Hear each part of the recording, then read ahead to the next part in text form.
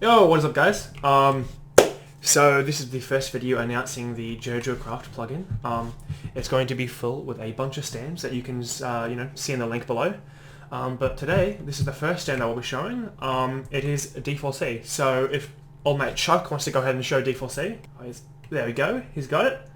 So that's what it looks like. If you can like walk around, show him. So basically how stand's going to work is they're going to follow you behind and they'll have a few abilities that we're going to get into later. But first, how do you obtain a d4c? Well, first thing you need is something called stand essence, right? This will be needed to craft every single stand in the plugin. How do you craft it? Well, it's right here. Grab some netherite ingots and chuck around a nether star. I wouldn't call it cheap, but pretty easy to memorize. Now, you might be wondering, why is this end crystal here?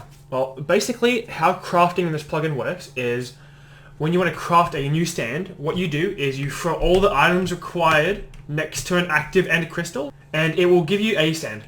But right now, we don't have a system for giving you multiple stands, but that will be available for having certain ranks in the server later in the day. So, how do you make d4c specifically? Well, as I said, every stand needs stand essence, but for d4c, you're going to need 4 blocks of diamonds, 4 sponges, and 3 Eye of Enders. And what's this? You need a Saint Corpse Heart.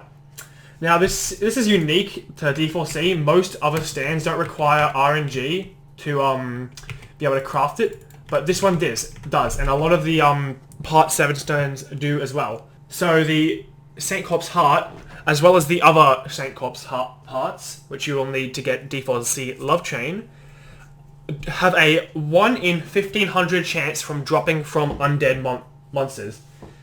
So, yeah, good luck with that. Alright, so we're going to go ahead and craft this now, and let's do it. And here we go, the last piece. It's going to rise you up and give you the stand. There you go. As you can see, d4c has been binded to me, and to summon the stand, all I have to do is double shift. Look at that. We've got d4c. Now, before I go ahead and go over the d4c's unique abilities, I'm going to go over how the abilities that each stand has, which is light attack, heavy attack, and barrage attack. Light attack, just a light punch from your stand. Very minor damage. And by the way, all the damage you see in this video, that's not going to be entirely representative of the end product because we can tweak that at any time. So leave some suggestions in the bottom, in the comments. Wait. Yes. Yeah, so that's the light attack. Now we'll do heavy, which is a heavy punch. Jojo! Very cool, very cool. And now we've got the barrage. Very OP, very OP. Just so you guys know, this is going to all these abilities are going to be balanced around the players having like full diamond armor, because these stands are very endgame. Now let's go with the abilities in order. So we've got gun, pretty self-explanatory, about a 10-12 second cooldown. We've got clone bomb, which I really like. What happens is if you right click on a mob, it will send out a clone of that mob, and what happens is when they collide, massive damage. And now we've got Dimension Hop. Now, how that looks is you go into an alternate dimension where no one can see you and you can't see them, and you have the choice between summoning 4 clones or healing yourself. So I'm going to go ahead and use it. I'm now in an alternate dimension, and I can choose between spawn 4 clones and full health. So I'm going to do 4 clones because, let's be honest, full health is pretty boring. And also a thing of note is, anyone who's in the cast range of this ability cannot leave a 15 by 15 block area, just to keep them trapped in, you know?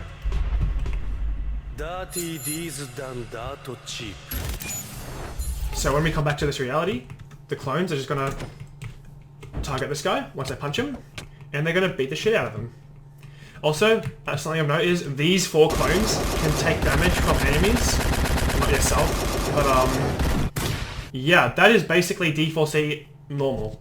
Now, as I mentioned before, we do have d4c d4c love chain, but the crafting method for that isn't quite done yet, so I'm just going to use the command to give myself that. Okay, so I've just done the command to give myself d4c love chain. The only thing of note is dimension hop is a slightly faster cooldown, and okay, so now I'm going to show you misfortune redirection, which is part of love chain. This is currently work in progress, so it's not going to 100% work, but the concept works. So basically what happens is, in this state, you can't take damage, but you also can't deal damage with your abilities or anything like that. So the idea is that if you were to be attacked, the damage would be reflected back on your target, but that part of it is not working, everything else is.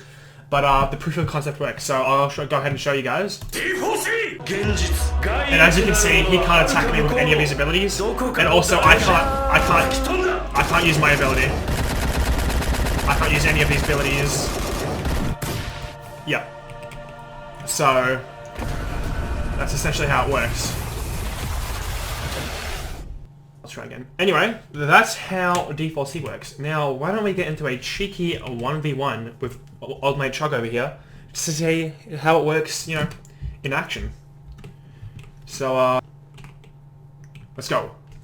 3, 2, 1. Okay, alright.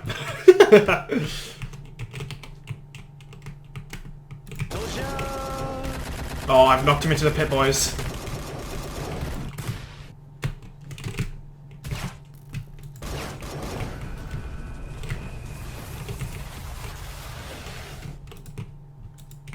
Alright, so what I'm trying to do is create space, because this is a very, a character where you really want to create space. Okay, so he's made a bomb, so I'm going to run away. Alright, now it's time.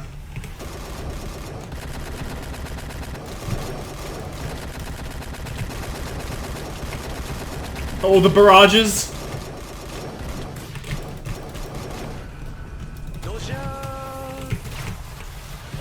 Here we go for the final kill. Oh, he's trying to go for the... Well, that's all we have time for the video today. Alright guys, so that's a brief overview of d4c and the plugin itself. Now, I do want to say something. This plugin is a passion project. I am spending a lot of time and money making this, so my issue is I can't really make this a public plugin for everyone to download and play. However, I can absolutely make this a public server for everyone to play on. My only problem is, once again, this is a passion project, and I don't have all the money in the world to be able to host a massive server. My plan is to have a server system that is a roleplay section, and a server section that has a faction section. So what I'm going to need for this is around 100 USD a month in order to run the server, more or less. Now, I'm obviously not going to go ahead and directly beg you guys to pay, but if you guys are interested in playing with this plugin, let me know in the comments and in my Discord, link below, if you would be interested in me starting a Patreon page. I don't want to take direct donations because that runs the risk of drawbacks, etc. So if you guys are at all interested in, then let me know in the comments below, and I will start a Patreon where you'll get, you know, benefits for how much you're donating a month for eventually when the server comes about. And obviously I'm going to need beta testers soon because let me tell you, this standalone has taken about a month to debug. It's probably because it's such a complicated one, but yeah, as I said before, we do plan on expanding to all the stands that I have listed below in the Google Doc form. Those are all the stands that are 100% confirmed to be in the day one release. And if you guys want to be able to play with those stands, you know, I'm going to have to be able to pay for the servers. So if you're interested at all, please let me know and we'll work something out. And yeah, thank you guys so much for watching. And if you are interested in learning more about the plugin, go ahead and subscribe and you'll see more videos to come. Next week is Crazy Diamond.